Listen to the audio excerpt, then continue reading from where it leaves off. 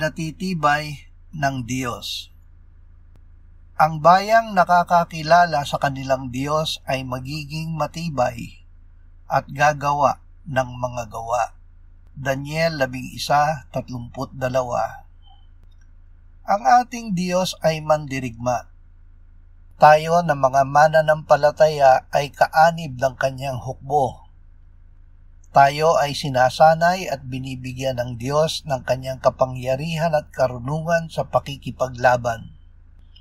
Sa pamamagitan ng kanyang katotohanan at katuwiran ay ginagawa niya tayong matibay, kaya magagawa natin ang kanyang makapangyarihang gawa para magtagumpay laban sa kalaban. Ama, imulat mo ang aming mata sa katotohanan na sa digmaan ng pananampalataya ay ikaw ang nakikipaglaban at nagbibigay sa amin ng kapangyarihan na magtagumpay laban sa kaaway. Amen.